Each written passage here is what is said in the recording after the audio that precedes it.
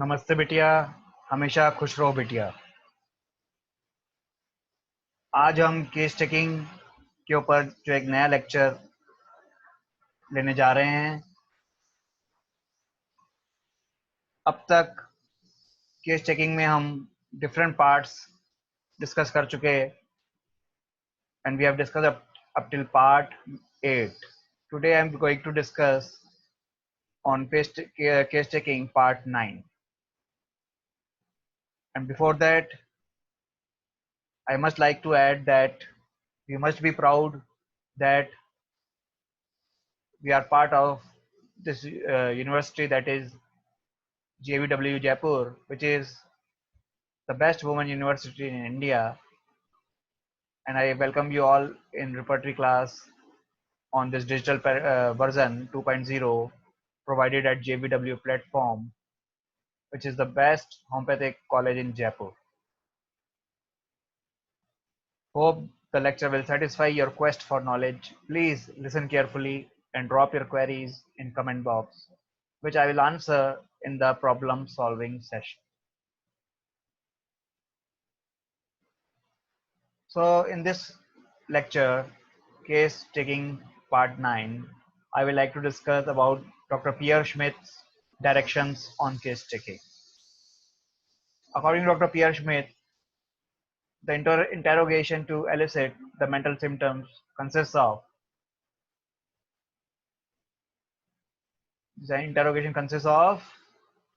what are the basis of interrogation, what is the best classification to adopt, how to formulate the questions for case taking, how to know if the questions were well asked. So these are the 4 basic points as per him. So first of all, we will discuss what are the basics of interrogation. The basics of interrogation in homeopathy is we have to explore not the disease symptoms, but the patient living, feeling, and thinking.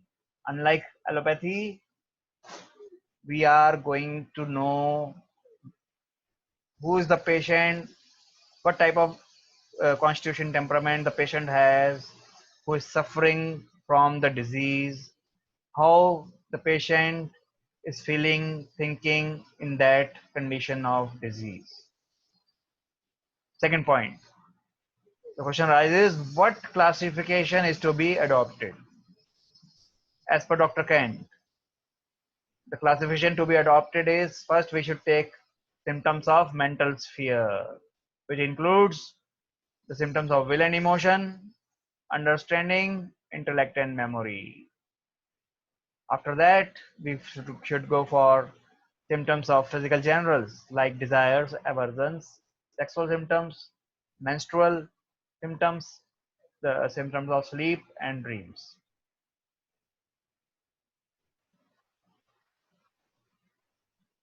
The particulars are to be considered in the last, especially the peculiar ones. So Dr. Ken proposed following hierarchy of the mental or emotional symptoms.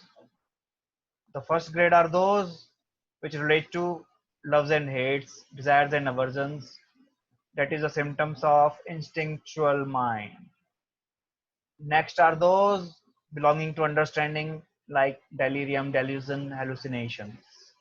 And third are those belonging to the memory, especially the rational mind, so called the intellectual mind, like comprehension difficult, mistakes in writing and speaking, memory weakness of forgetfulness, etc. Now, the classification of the mental symptoms adopted by Dr. Pierre Schmidt. Just now we have discussed the classification by Dr. Kent. Now we are going to discuss the classification adopted by Dr. Pierre Schmidt. According to him, the mental state of a man as a whole can be resolved into 7 essential points. What are they?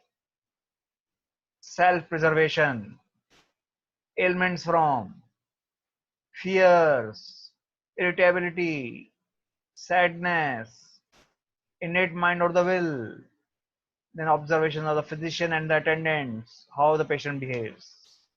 These 7 points have to be taken note of while taking a case, especially the elicitation of mental symptoms. Now, examples.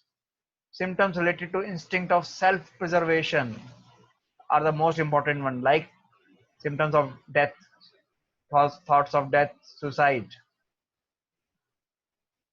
Then ailments from grief, vexation, mortification, indignation, anger, bad news, disappointed love, etc. They are quite important one. Then the fear, anguish, anxiety is also important one. Irritability, anger, violence, impatience, hastiness, they are kept in a single group. And the last group consists of sadness, weeping, despair, effect of consolation.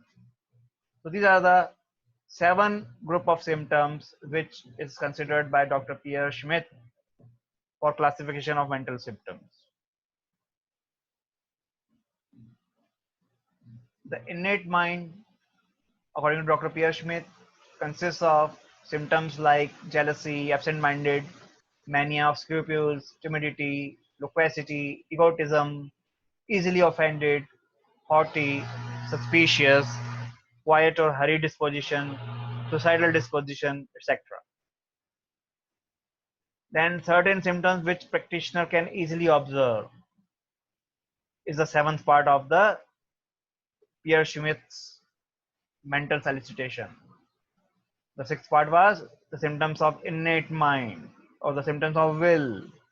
And the 7th is the observations. How the patient is appearing, like embarrassed feeling, the patient is embarrassed, having embarrassed look, exhilarated, very happy, easily startled, अचानक चौंक जाना, laughing immoderately, छोटी छोटी बात पे हंस देना, every even some memory troubles are there, or concentration is difficult, or comprehension is difficult. When you are speaking, patient is speaking, yes, what are you saying? Yes, हैं, but आप क्या कह रहे हैं? Will ask again and again. That means comprehension is difficult. Then involuntary sighing, बीच बीच में लंबी लंबी उबासियां लेना, unusual restlessness, weeping when narrating symptoms. So these are the things which have to be observed. Then you can ask the attendants whether the patient has any desire to escape. कभी घर से बाहर चला जाता है, गायब हो जाता है. This is another symptom. So we end this lecture by telling all this. Now, at the end of this lecture, I will like to uh, give you an assessment or task which consists of subjective question. The question is, what are essentials of case taking according to Dr. Pierre Schmidt?